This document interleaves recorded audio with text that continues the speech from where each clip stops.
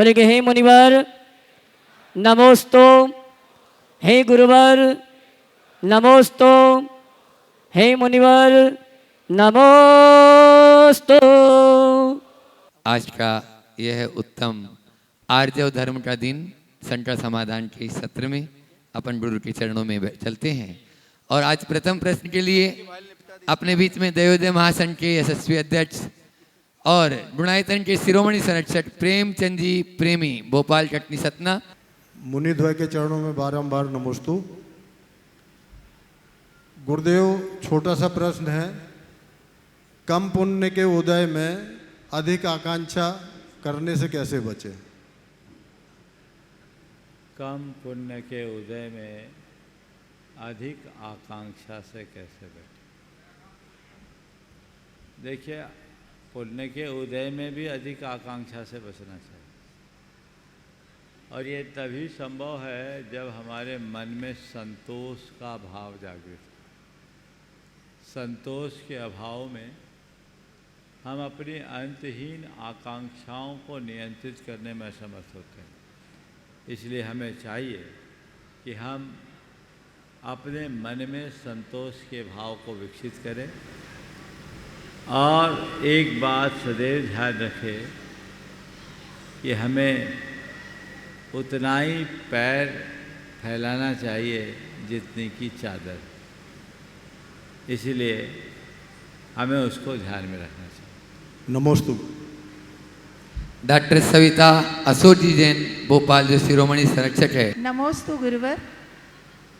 आज आपने सुबह प्रवचन में जो बात कही थी वो तो मेरे मन में पहले ही आ गई थी कि कई लोगों के गुणों को देखकर अंदर से भावना उठती कि हम में भी वो गुण आ जाए।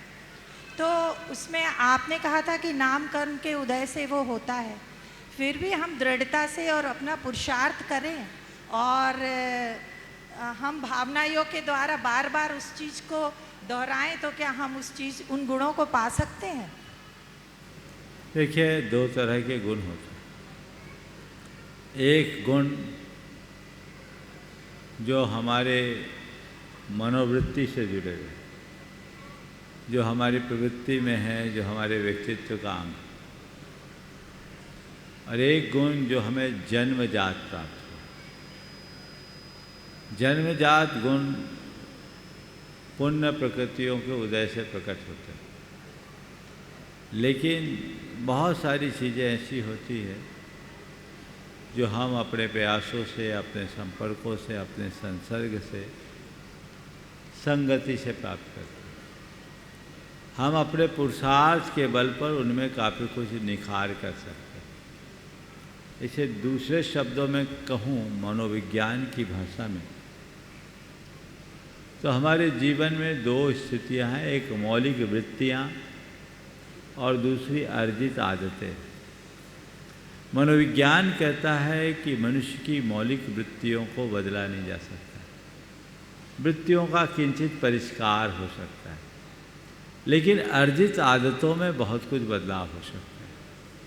तो हम जो आदतें अपने आसपास के वातावरण से देख के, सुन के सीखते, उसमें बड़ा परिवर्तन किया जा सकता है, और ये परिवर्तन विभिन्न निमित्तों से हो सकता है, पर मूलभूत जो वृत्तियाँ हैं उसे बदला नहीं जा सकता। एक कहावत है, नेचर और सिग्नेचर बदलता नहीं, वो जन्मजात रहता है, फिर भी भावनाओं के बल पर उसमें काफ़ी कुछ नियंत्रण लाया जा सकता है। नमस्ते महाराज।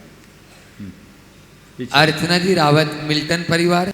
महाराज जी, मेरा प्रश्न ये है कि किसी को अपना बनाओ तो दिल से बनाओ, जुबान से नहीं। और किसी पर गुस्सा करो तो जुबान से करो, दिल से नहीं, क्योंकि सुई में वही धागा प्रवेश करता है जिसमें कोई गठान ना हो। महाराज जी, कृपा करके आप ये बताइए कि हम इसे अपने चरित्र में कैसे उतारें। बात बिल्कुल सही, किसी को अपना बनाओ तो दिल से बनाओ, जुबान से नहीं, और गुस्सा करो तो जुबान से करो, दिल से नहीं। आपने पूछा है इस उक्ति को हम अपने जीवन में कैसे चरितार्थ करें। देखिए, ये सब चीज़ें तभी चरितार्थ हो सकती है जब हम स्वयं के प्रति जागरूक हों। मनुष्य को अपनी प्रत्येक प्रवृत्ति का प्रहरी बनना चाहिए। हम क्या कर रहे हैं और क्या नहीं कर रहे हैं, ये विवेक उसके अंतरंग में जगना चाहिए। जब ऐसा विवेक जागृत होता है तो जीवन में अपने आप बदलाव घटित होता है और वही हमारे जीवन की बेहतरी का आधार बनता है। श्री संदीप जी, शुभम जी पूरे परिवार के साथ में गुवाहाटी आसाम से अपने बीच में जो नए शिरोमणि हैं गुणायतन के, और उसके बाद में नरेंद्र बप्पा जी बीड़ी वाला परिवार इंदौर जो शिरोमणि संरक्षक गुणायतन। नमोस्तु महाराष्ट्री। महाराष्ट्री मेरे 2 बच्चे हैं, अन्वय और अथर्व। वे सुबह 7 बजे स्कूल जाते हैं और शाम को 4:30 बजे उनकी छुट्टी होती है डे बोर्डिंग में। अब महाराष्ट्री बात यह है, घर में तो हम लोग का हिंदी कल्चर है। जैसे बच्चों को बोल दिया बेटा जूते पहन ले, पैंट पहन ले, शर्ट पहन ले, तो मैं इसको बस स्टैंड में स्कूल में लेके गया तो वहाँ पर इसके जूते के लेसिस खुल गए। अब वहाँ पर एक लेडीज़ बोलने लगी कि बेटा अपने शूज़ के लेसिस बांध लो। अब उसको समझ में नहीं आया कि शूज़ के लेसिस वो कैसे बांधे। अब महाराष्ट्र देखा जाए तो जितने हमारे पुराने विद्वान हैं सब तो हिंदी लोकल लैंग्वेज में पढ़े हुए हैं। अब समझ में नहीं आता कि हम अपने आप को बदलें, बच्चों को shoes, laces, T shirt, jeans ये सिखाएं या उनको हिंदी सिखाएं या हिंदी स्कूल में उनका एडमिशन कराएं। कृपया समाधान कीजिए। देखिए, बहुत बड़ा यक्ष प्रश्न बनता जा रहा है। हमारी बोली व्यवहार अलग है और शिक्षा अलग, और आजकल चलन बन गया। एक परिवार आया दर्शन करते समय, अपने बच्चे से कहता लेग टच करो, पैर छुओ नहीं, लेग टच करो। अब ये सब क्या है? ये गैर जरूरी है और ऐसे बच्चों की स्थिति बड़ी भयानक हो जाती है। ना उनको हिंदी बनती है ना अंग्रेजी। मैं तो ये कहता हूँ अंग्रेजी माध्यम में आप पढ़ा भी रहे हो तो मूल भाषा से उनको वंचित मत करो। साथ साथ ये बता दो कि अंग्रेजी में इसको ये बोलते हैं व्यवहार में, ताकि दिक्कत ना आए और तो उम्र के साथ बच्चे सीख जाएंगे। लेकिन अंग्रेजी का अंधानुकरण कतई उचित नहीं है। हम अपनी मातृभाषा को हर अर्थ में प्रमुखता दें, उसे आगे बढ़ाएं, तब हम अपने बच्चों तक अपने संस्कारों को ज़्यादा अच्छे से पहुंचा पाएंगे। नरेंद्र पप्पा जी बीड़ी वाला परिवार इंदौर। मेरी एक जिज्ञासा थी, प्रश्न नहीं है।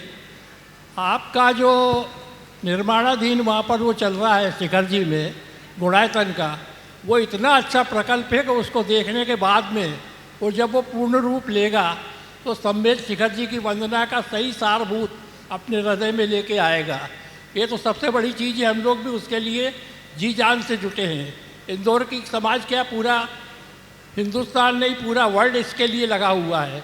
परंतु आचार संहिता जो प्रकल्प इंदौर में चल रहा है वहाँ पर रेवती रेंज में, उसके लिए भी आप अगर थोड़ा सा मार्गदर्शन देंगे तो ज़्यादा अच्छा है, क्योंकि वर्तमान में वहाँ के उपाध्यक्ष भी अशोक जोशी जी हैं। तो मैं चाहता हूँ कि थोड़ा मार्गदर्शन आप उसके लिए भी दें। देखिए, बहुत अच्छी बात आपने की। आचार्यश्री का जो प्रकल्प है वो पूरी समाज का प्रकल्प है, और प्रकल्प ना आचार्यश्री का है ना हमारा, किसी का कोई प्रकल्प नहीं। प्रकल्प तो आप लोगों का है। आप श्रद्धालु हो, आपने उसका बीड़ा उठाया। हम लोगों का तो केवल आशीर्वाद है। जहाँ तक रेवती रेंज के प्रकल्प की बात है, वो प्रकल्प शीघ्रता से पूर्ण होना ही चाहिए। और चूँकि महाराज जी यहाँ अपने बीच हैं, वो बहुत प्राणों से लगे हुए। कार्य आप लोग अपनी गति से पूरा कर रहे हैं, तो एक कार्य अगर किसी के निर्देशन में चल रहा है तो उस निर्देशन में ही आगे बढ़ना चाहिए, ज़्यादा अच्छा होता है। एक गाड़ी का 2 ड्राइवर या एक रथ का 2 सारथी बन जाए तो मामला बिगड़ जाता है। इसलिए मेरा पूरी तरह से समर्थन है। जो काम चल रहा है, आप लोगों से यही कहना है कि जो आपसे कहा जा रहा है वो करते रहिए, और भरोसा रखिए गुरुदेव का कोई प्रोजेक्ट कहीं अधूरा नहीं रह सकता। उनका आशीर्वाद ही सबको पूरा कराता है, और हम आप लोग करने वाले नहीं हैं, हम तो केवल निमित्त हैं, हम करता नहीं। और समय आकर पाकर सब चीज़ें अपने आप हो जाती है। इसलिए उन बातों को उसी तरीके से देखना चाहिए और हर कार्य को आगे बढ़ाने के लिए उत्साहित रहें। बंधुओं, भावना योग के अनेकों अनुभव हैं और आपको YouTube पे भी मिल भी सकते हैं। प्रमाणिक ऐप के माध्यम से आप जरूर देखें, उनको सुने। आज भी अपने यहाँ पर नंदा नगर से कमलेश जी जो जैन आए हैं, अनेकों बीमारियां इसमें लिखी हुई है, मैं पूरी नहीं, वो अपनी जवानी खुद ही बोल रही है, वो खुद बताए कि उनको क्या है और किस प्रकार से वो बताएंगे। उसके बाद में पुष्पा जी कटारिया तैयार रहे। नमोस्तु महाराज जी, नमोस्तु महाराज जी। इच्छामी महाराज जी, इच्छामी महाराज जी। महाराज जी, मैं दोनों टाइम भावना योग करती हूँ। भावना योग के पहले मुझे अस्थमा की बीमारी इतनी भयंकर थी कि मैं उसका वर्णन नहीं कर सकती हूँ। पूरी रात सो नहीं पाती थी, पूरी रात बैठना पड़ती थी, इन्हेलर लेना पड़ती थी और भाप लेना पड़ती थी। इसके बाद भी मुझे आराम नहीं होता था, हॉस्पिटल में भर्ती होना पड़ती थी। लेकिन जब से मैंने भावना योग करा है, मेरी अस्थमा जड़ से ख़त्म हो गई है। ककड़ी, टमाटर, केला मैं एक गट्टा भी नहीं खा पाती थी। अगर खाती थी तो मेरी श्वास ऐसी चलती थी कि मैं मतलब उसका वर्णन नहीं कर सकती हूँ। और अब मेरी अस्थमा जड़ से ख़त्म हो गई है। और दूसरी, मेरे को साइटिका की बीमारी थी कि पैर में कमर से लेकर नीचे उल्टे पैर में, आधे पैर में इतना दर्द रहता था और ऐसा जलन पड़ती थी मिर्ची जैसी। लेकिन जब से मैंने भावना योग करा, वो साइटिका मेरी जड़ से ख़त्म हो गई है। और तीसरी, मेरे मुंह से सुबह उठते से ही खून के कुल्ले आते थे, तो जैसे मैंने भावना योग करा तो अब खून के कुल्ले बिल्कुल बंद हो गए हैं। और तीसरा, जो अभी 3 दिन से शिविर लगा था भावना योग का, जब मेरे पैर के अंगूठे में क्या पता क्या हो गया था कि मेरे से चलते नहीं बनती थी, इतना फूल रहा था। सब लोग मेरे से मंदिर में बोलते कि जा डॉक्टर को दिखाया, नहीं तो तेरा पैर कट जाएगा, अंगूठा से पूरे शरीर में जहर फैल जाएगा, पूरा पैर कट जाएगा, फिर कैसे चल के आएगी मंदिर। तो मैंने कही मेरा तो डॉक्टर भावना योग है। और मैंने अपना भावना योग के बल पर 3 दिन के अंदर मेरा पैर ठीक हो गया और अभी थोड़ी खाल निकल रही है। ये अभी की बात है, जो 3 दिन का भावना योग करा था, उससे मुझे भावना योग से इतना आराम है और इतना विश्वास है। और मैं सबसे यही कहना चाहती हूँ कि सब भावना योग पर विश्वास रखें, डॉक्टरों की जगह भावना योग को अपना डॉक्टर बनाएं। और गोली दवाई महाराज जी मेरी बिल्कुल बंद हो गई है। देखिए, ये भावना योग का इन पर प्रभाव है और निश्चित जो लोग श्रद्धा से आपूरित होकर भावना योग करते हैं, उन पर इस तरह के और इससे भी अच्छे प्रभाव पड़ते हैं। हालांकि मैं इनसे ये नहीं कहूँगा कि डॉक्टरों की बात मत करो, भावना योग करो, भावना योग को एक चिकित्सा के रूप में स्वीकार करो। लेकिन कोई बीमारी अगर ऐसी गंभीर है तो आवश्यक चिकित्सा में परहेज मत करना, नहीं तो पता लगा कभी कभी मामला उल्टा भी हो सकता है। लेकिन फिर भी भावना योग करके हम अपनी बीमारियों से काफ़ी हद तक मुक्ति पा सकते हैं। इसका उदाहरण आप सबके सामने। चलिए, नमोस्तु महाराज जी, नमोस्तु। न्यूयॉर्क से महाराज श्री जी गुणायतन की शिरोमणि संरक्षक शेफाली अजमेरा वो प्रश्न पूछना चाह रही है और प्रश्न पूछ रहे हैं श्रीमती पुष्पा कटारिया, संरक्षक गुणायतन। और उसके बाद में तैयार रहेंगे सचिन जी जैन भोपाल। नमोस्तु गुरुदेव, नमोस्तु गुरुदेव, नमोस्तु गुरुदेव। इच्छामी चुलक जी महाराज, ये प्रश्न शेफाली ने भेजा है। सर्वप्रथम तो मैं ये बताना चाहती हूँ कि आपके अनंत उपकारों से दोनों के 16 कारण अच्छे से चल रहे हैं और एक उपवास एक व्रत के द्वारा वो दोनों कर रहे हैं, नितिन जी, शेफाली। और नितिन जी का ये 16वां कारण है और शेफाली का 12वां या 13वां है। तो आपका आशीर्वाद बना रहे। और एक सभी महिलाओं की तरफ से मैं थोड़ा सा भ्रांति है कि आप जब भावना योग या प्रतिक्रमण हम जब करते हैं तो उस टाइम जैसे भाता है, आता है, जो पुल्लिंग में चलता है सब कुछ, तो वो हम महिलाओं को स्त्रीलिंग में बोलना चाहिए या आत्मा पुल्लिंग ही होती है? तो हम बताओ। आत्मा शब्द पुरुष है या स्त्री? नहीं, वो कई आसपास वाले करती हूँ बोलते बस हैं। आत्मा नपुंसक लिंग, इसलिए आत्मा मान लो, मामला अपने आप ठीक हो जाएगा। ठीक है, लिंग भेद को खत्म कर। हाँ, ये सबको क्लियर होना था। बहुत बढ़िया, आशीर्वाद। हो गया सवाल? नहीं नहीं, सवाल अब है। हाँ, वो तो मेरी शंका थी। परम पूज्य आदरणीय महाराज साहब के आने से इंदौर शहर पूरा भक्तिमय हो गया है और हर घर में धर्म की सुभाष फैल रही है। इस हेतु भी हम नमोस्तु करते हैं। गुरुवार सवाल कर लीजिए जल्दी से। हाँ, ये शेफाली ने लिखा है, गुरुवर हम सभी जानते हैं कि मनुष्य जीवन बहुत ही दुर्लभ है और धर्म ध्यान करने का मौका सिर्फ मनुष्य भव में ही मिल पाता है, लेकिन बहुत सारे लोग ऐसे हैं जो धर्म ध्यान नहीं कर पाते हैं। तो गुरुवर, आज हम सब आपसे ये जानना चाहते हैं कि ऐसे कौन से कर्मों का उदय होता है जिसकी वजह से मनुष्य धर्म ध्यान नहीं कर पाता या धर्म स्थल तक नहीं पहुंच पाता। देखिए, एक बड़ी पुरानी कहावत है कि जब तक व्यक्ति को पुण्य का योग नहीं मिलता तब तक उसे अच्छे संयोग नहीं मिलते। पुण्य योग बिन ना मिले भली वस्तु का योग, दाख पके तब काक के होए कंठ में रोग। पुण्यहीन को ना मिले भली वस्तु का योग, दाख पके तब काक के होए कंठ में रोग। हमारे पास बहुत सारे संयोग होंगे, लेकिन यदि हमारा पुण्य क्षीण होगा तो हमको अच्छी वस्तु का योग नहीं मिलेगा।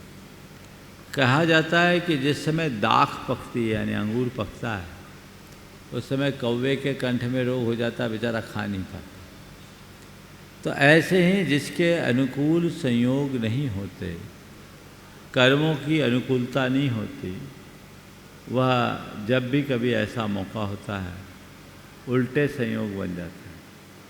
आपने पूछा कौन से कर्म का उदय, मैं इसमें दो बातें कहूँगा, तीव्र मोहनी कर्म का उदय और तीव्र अंतराय कर्म का उदय। ये दोनों ऐसे कारण हैं जो व्यक्ति को अच्छे संपर्क और सानिध्य से दूर करते हैं, आगे नहीं बढ़ने देते। सचिन जी जैन भोपाल। मुनि संघ के चरणों में नमोस्तु। महाराज जी, जब भी हम इंजीनियर या मैनेजमेंट कोर्सेज की बात करते हैं अपने को लेके या अपने बच्चों को लेके, कभी फ्यूचर जब प्रोजेक्ट करते हैं तो हमारे दिमाग में एक आईआईटी और आईएम्स की तस्वीर सबसे पहले सामने आती है, आईआईटी आईएम्स की।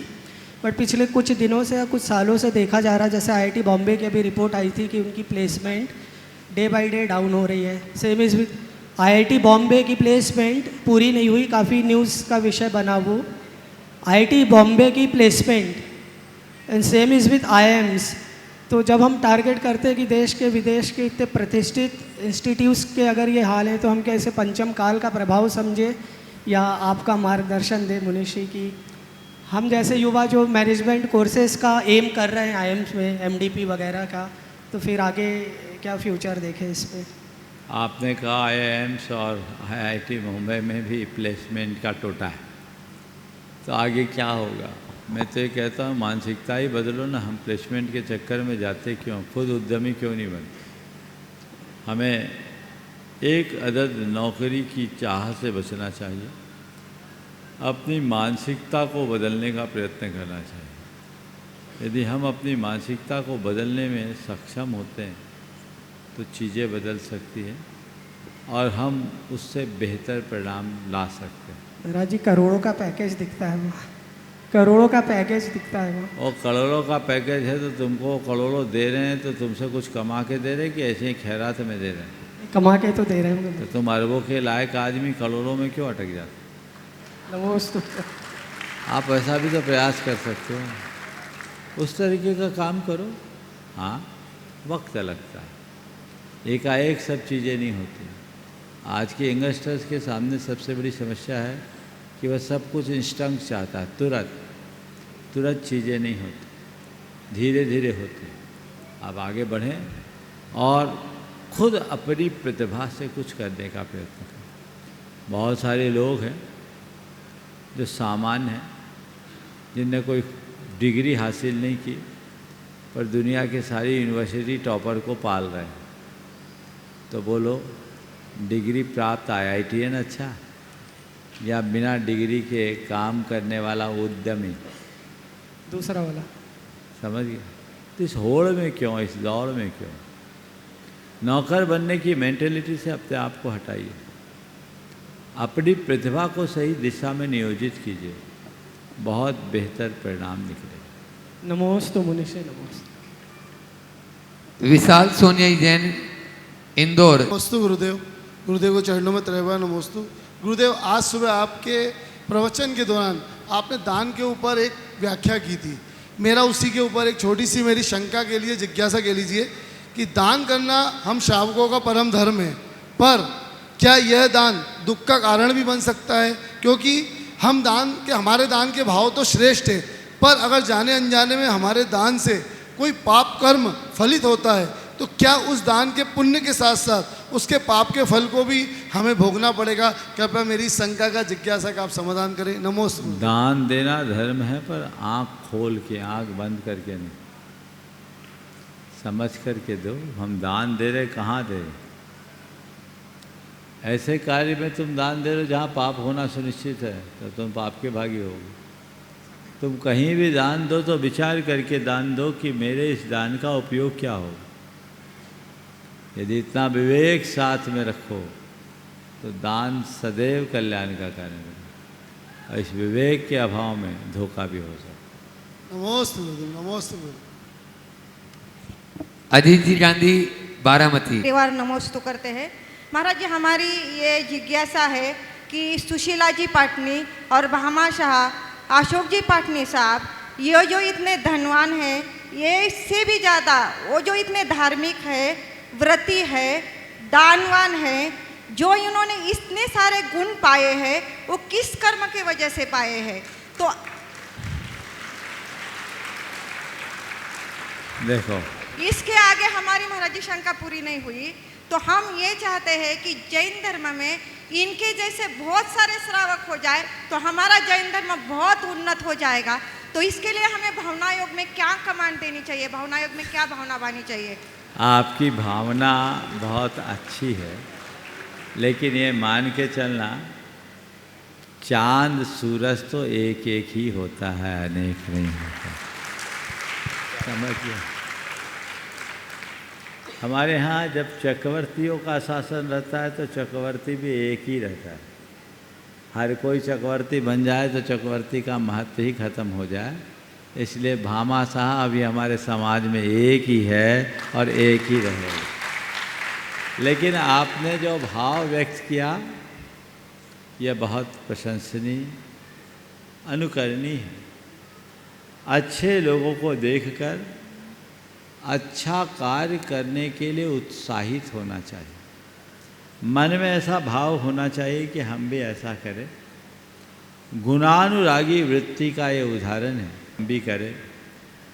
पर इसके विषय में ये कहूँगा कि दान के क्षेत्र में दान की मात्रा से कहीं ज़्यादा दान के साथ जुड़ी हुई भावना अर्थ रखती है।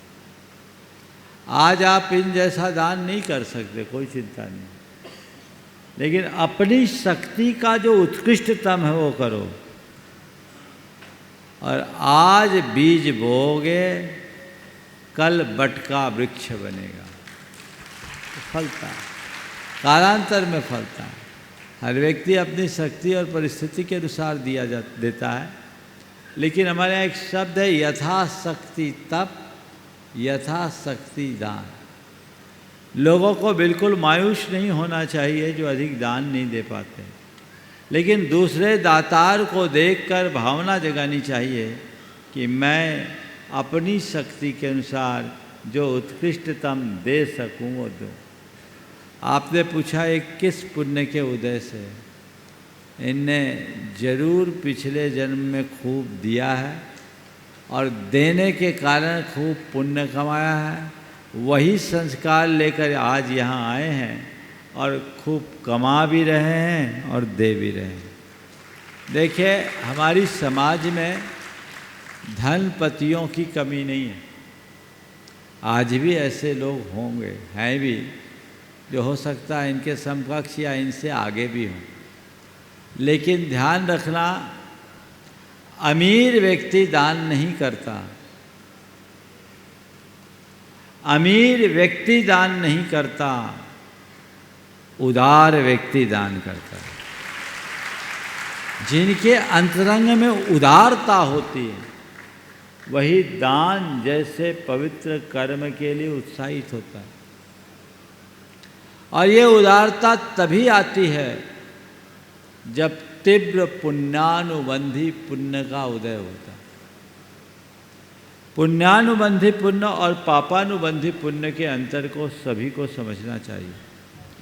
पुण्यानुबंधी पुण्य ऐसा पुण्य होता है जो अपने उदय में व्यक्ति की बुद्धि को निर्मल बनाकर सत्कर्म में लगाता है और नए पुण्य के उपार्जन में कारण बनता है।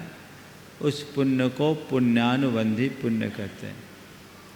इसके उलट पापानुबंधी पुण्य वह पुण्य है जो अपने उदय में व्यक्ति की बुद्धि को भ्रष्ट कर उसे भोगासक्त बना देता है और दुर्गति का कारण बनता है। आज ऐसे लोग भी हैं जो सुरा सुंदरी के चक्कर में आँख मूंद कर पैसा बहाते हैं और अच्छे कार्य में जिनको 1000 रुपया देना भी भारी पड़ता है। ये उनके पापानुबंधी पुण्य का कुफल है। मैं एक स्थान पर था, एक धार्मिक संस्था चल रही थी।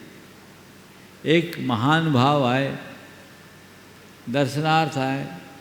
उन्होंने कहा, ये तुम्हारे दादाजी की प्रेरणा से स्थापित संस्था है, इसमें यदि आप कुछ योगदान दो तो बहुत अच्छा होगा। उनने 11,000 रुपया मुश्किल दिए। वो आदमी 11 लाख भी दे सकता था और ज़्यादा भी दे सकता था, हैसियत बहुत थी, लेकिन 11,000 ही दिया। लोगों ने बोला नहीं, वो मैं तो इतना ही करूँगा, बाकी तो पिताजी जाने। बाद में मालूम पड़ा वो व्यक्ति 5 दिन से एक बड़े होटल के अच्छे सूट में रुका हुआ था, जिसका एक दिन का किराया 90,000 था, एक सूट का, 5 सितारा। उसके साथ के लोगों ने बोला, महाराज 28 लाख रुपया खर्चा हो गया। भोगों में 28 लाख, अब परमार्थ में 11,000। ये पापानुबंधी पुण्य का उदाहरण है। यदि तुम्हारा पुण्यानुबंधी पुण्य होगा तो अपने एक एक पाई का ध्यान रखेंगे। गलत काम में एक पैसा नहीं और अच्छे काम में कोई कोताही नहीं। ये दृष्टिकोण होना, ये दृष्टिकोण यदि होता है तो बहुत अच्छा होता है। तो निश्चित ये लोग खूब कमा कर आए और जी भर करके कमा रहे हैं, इसलिए उन्होंने ये स्थान बनाया। और लोगों को भी प्रेरणा लेनी चाहिए। थोड़े से भी महाफल मिलता है। धन्य कुमार के चरित्र को पढ़ो। एक बार मुनिराज को आहार देने का अनुमोदन किया मात्र और काया पलट हो गई, जीवन धन्य हो गया, नाम ही धन्य कुमार बन गया। कुछ दिया नहीं था, अपना द्रव्य भी नहीं दिया था, लेकिन अनुमोदना किया था। मैं आप सबसे ये कहना चाहता हूँ, दान करने का भाव हो और सामर्थ्य हो तो सामर्थ्य के अनुरूप दान करो, पर कदाचित दान करने की अनुकूलता ना हो तो दानी का बहुमान करो, उसका जी भर करके अनुमोदन करो। ये अनुमोदना भी पुण्य का कारण है, पर प्रायः लोग अनुमोदना में भी कंजूसी दिखाते हैं। बहुधा लोग अनुमोदना करने की जगह आलोचना करने लगते हैं और पाप का बंद करते हैं। अरे हाँ बहुत है, नंबर 2 का पैसा ऐसे लगा रहे हैं, कुछ नहीं है, मुंह चलाने में कितनी देर लगती। अच्छा कार्य करो, किसी के भी दान की, वो क्या कर रहा हमें नहीं देखना, अभी क्या किया ये देखो, उसकी अनुमोदना करो। अच्छे कर्म की अनुमोदना का भी अच्छा परिणाम मिलता है और यही परिणाम हमारे जीवन का उत्कर्ष करता है। तो ये निश्चित सभी के जीवन को आगे बढ़ने का, बढ़ाने का आधार बन सकता है। महाराज जी, आचार्य श्री के आशीर्वाद से हमने बारामती में पूर्णायु आयुर्वेदिक चिकित्सालय चालू किया है। बहुत समाज आशीर्वाद। शिविर आरती मिली जैन और उसके बाद में तैयार रहेंगे रवि जी गाजियाबाद पूरे परिवार के साथ में। नमोस्तु गुरुदेव, नमोस्तु गुरुदेव। मैं राजस्थान भिलवाड़ा से आया हूँ और मेरी जिज्ञासा ये है, मैं ये पूछना चाहता हूँ गुरु जी की भगवान किसी को देता है या नहीं देता है? पहली बात तो ये अपने कर्मों से मिलता है या भगवान देता है? क्यों कि मैं हमेशा मंदिर में जाता हूँ, रोज पूजा पाठ अभिषेक सब करता हूँ, फिर भी भगवान मेरे को इतना नहीं दे रखा पहले। तो फिर मैंने एक दिन महावीर स्वामी से कहा कि हे स्वामी, मैं ही था के आवा जावा, मैं ही था न ध्यावा और मारा घर में अन्य को न अब एक ही न खावा। तो महावीर स्वामी वापस जवाब दियो कि थे माँ के आवो जाओ, थे माँ ने ध्यावो, मैं तो मैं नागा भूखा जो दिखे जो ले जाओ।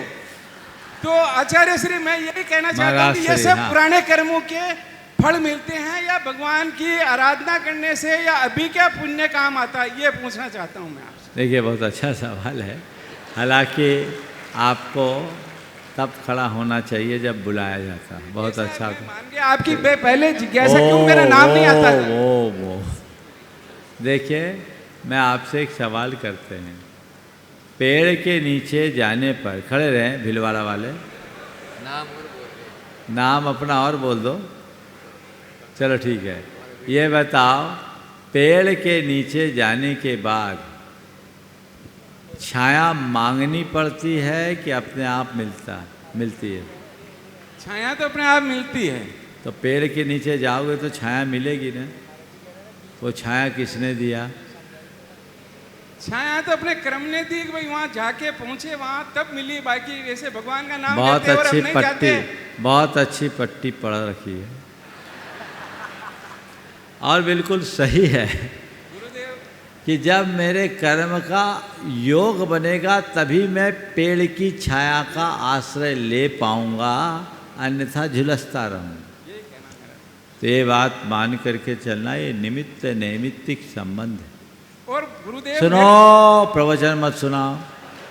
अब हमारा नंबर है, नहीं तो लोग अभी दूसरे तरह की तालियां बजाने लगेंगे। क्या बोल रहा हूँ, है ना? तो मैं आपसे क्या बोल रहा हूँ, ये निमित्त नैमित्तिक संबंध। भगवान कुछ देते नहीं, पर भगवान से हम सब कुछ पा लेते हैं। समझिए कैसे पा लेते? भगवान के समक्ष जाने के बाद हमारे हृदय की जो विशुद्धि होती, उस विशुद्धि के फलस्वरूप पुण्य का उपार्जन होता है और वही पुण्य कालांतर में अनुकूल संयोग को प्रदान करता है। तो पुण्य वृद्धि का सशक्त निमित्त है भगवान की सेवा, भगवान की पूजा, भगवान की भक्ति, भगवान की वंदना। इस भाव के साथ प्रभु भक्ति करोगे तो जीवन जरूर आगे बढ़ेगा। अब भगवान से चाहिए तो वो मत चाहो जो भगवान छोड़ आए। भगवान से कुछ पाना चाहो तो केवल भगवत्ता पाना चाहो, सब कुछ प्राप्त हो जाए। ओ चलिए। नमोस्तु महाराज जी। रवि, हाँ इसके बाद पहले मिली जैन अपना प्रश्न कर रही, उसके बाद में रवि जी गाजियाबाद तैयार हैं।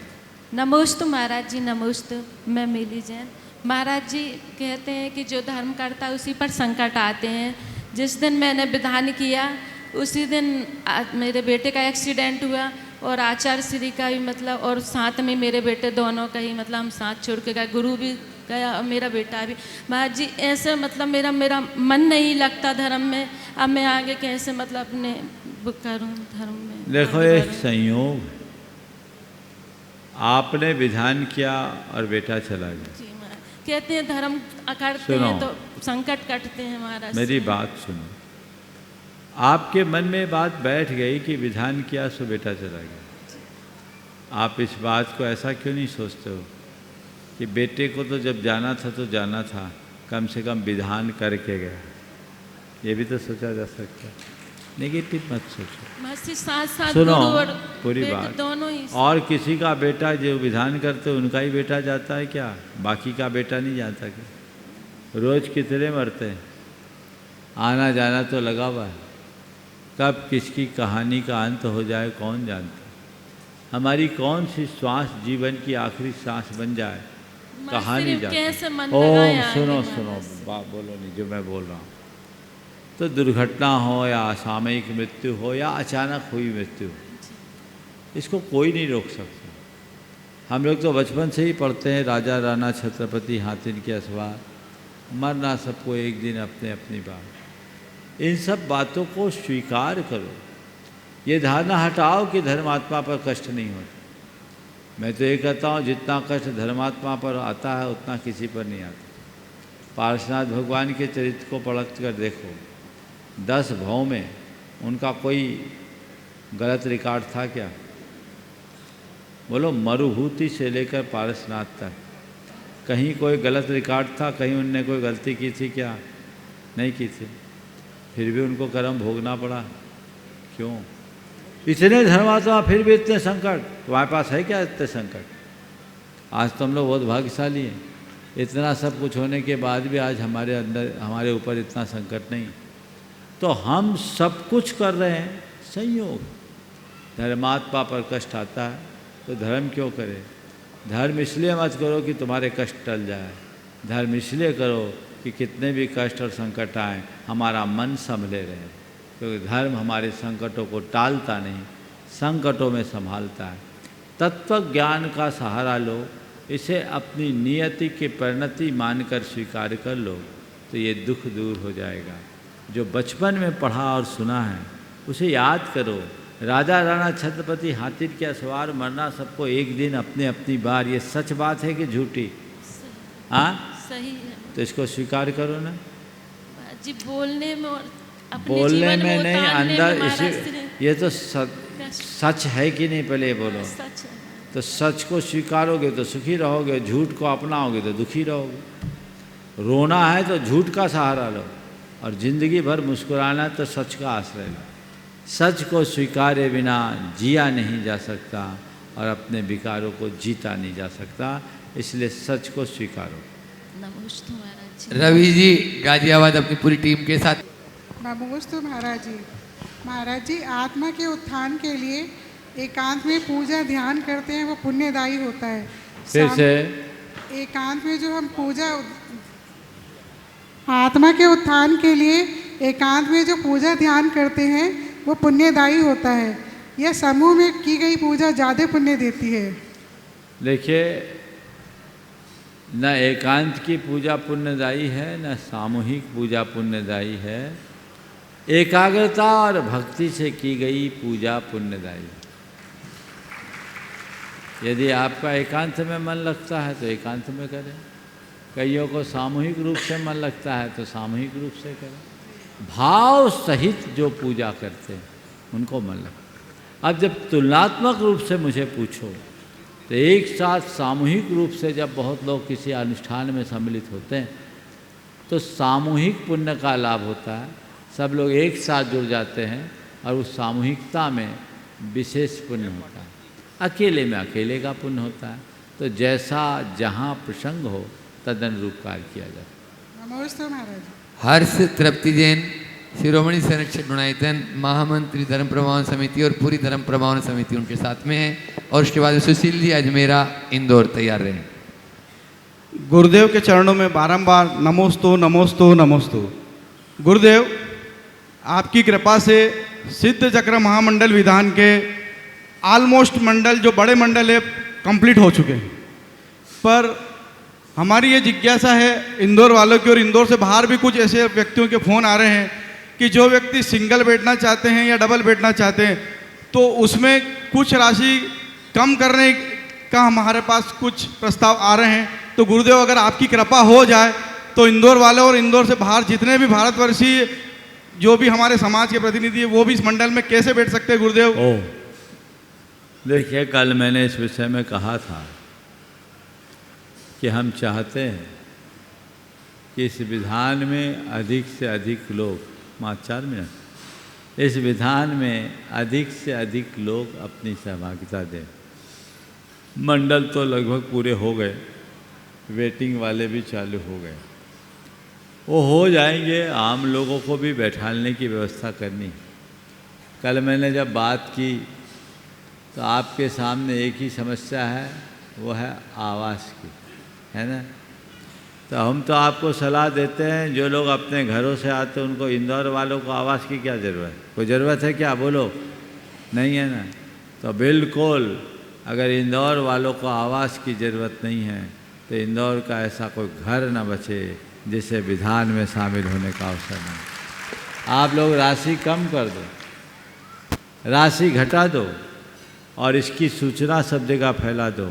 जो इंदौर के लोग आना चाहें उनको रख दो, और बाहर के लोगों को भी जितनी आपके पास आवास की व्यवस्था है उसके अनुसार एंट्री दो। कदाचित नहीं है तो इंदौर वालों का दिल तो बड़ा है, जो बाहर के आए कह दो हमारे घर के अतिथि तुम बन जाओ और हमारे घर में अतिथि बनकर रह लो, तो व्यवस्था हो सकती है। ये बड़ा आयोजन है। बिल्कुल इस तरह के आयोजनों को इसी तरह के भाव के साथ संपन्न करना चाहिए। आप लोग तय कर लो कितनी राशि करना चाहते हैं। बोलो अशोक भाई, अभय भैया, कितनी करना है? आप लोग राशि डिक्लेयर कर दो। हाँ बोलो, वहीं से बोल दो, वहीं से बोल दो। हाँ, देखिएगा, लगातार आप लोगों की मांग है, आपकी इच्छाएं भी हैं कि हम विधान में सम्मिलित होना चाहते हैं। तो महाराज श्री के चरणों में निवेदन किया था, और इंदौर वालों पर तो कृपा वैसे ही बरस रही है, महाराज श्री की लगातार बरस रही है। चाहे श्रावक संस्कार शिविर में महाराज श्री ने छूट दी हो, और सिद्धचक महामंडल विधान जो एक अद्वितीय आयोजन होने जा रहा है, इतिहास का दस्तावेज बनने जा रहा है। और हमने आपसे कहा था उसके साक्षी नहीं सहभागी बनिएगा, दर्शक नहीं, उसमें आप स्वयं सम्मिलित होइएगा। और मंडल लगभग सुनिश्चित हैं, लेकिन जो इंद्र इंद्राणी के रूप में या एकल के रूप में उस विधान में अपना सौभाग्य लेना चाहते हैं, तो जैसे कि आयोजकों ने हमसे कहा है कि बिना आवास के, आवास आपकी होगी, हो सकता है बाद में आपके लिए गाड़ियों की व्यवस्था, कॉलोनियों से लाने की ये सुविधाएं आपके लिए दी जाएं। और समिति की ओर से 2 जोड़ी हथकरघा के वस्त्र, संपूर्ण द्रव्य सामग्री और भोजन व्यवस्था पूर्ण रूप से आपके लिए दी जाएगी। और उसके लिए 21,000 रुपए की राशि की घोषणा यहां से की जा रही है। पहले ये राशि 51,000 रुपए की थी, लेकिन आयोजकों ने अपनी उदारता दिखाते हुए और महाराज श्री का आशीर्वाद आपके लिए मिला है, इसलिए जोड़ी के लिए 21,000 रुपए। एक संशोधन दे रहा हूं, जिनकी जोड़ी है उनको जोड़ी से ही अनुमति होगी। हाँ, 2 मिलकर के नहीं। जिनकी जोड़ी नहीं है उन्हीं को एकल दिया जाएगा। जिनकी जोड़ी है उनको एकल प्रवेश नहीं दिया जाएगा। सभी और सुनो मेरी बात, हाँ। अपने अपने जोड़ीदार को तैयार करना, ताकि इस बहाने पूरे हो। कईयों के साथ ये शिकायत रहते हैं कि उनके जोड़ीदार तैयार नहीं रहते, तो जोरदार तरीके से अपने जोड़ीदार को तैयार कीजिए। और जोड़ी के साथ बैठने के लिए व्यवस्था है, एकल की अभी कोई व्यवस्था औपचारिक रूप से मत कहिए। जो एकल वाले आना चाहे वो इन लोगों से संपर्क कर ले। जो जिनकी जोड़ी नहीं है, जो हैं ही अकेले, उनके लिए तो अपने आप अनुमान लगा लो जोड़ी का आधा होता है, ठीक है ना।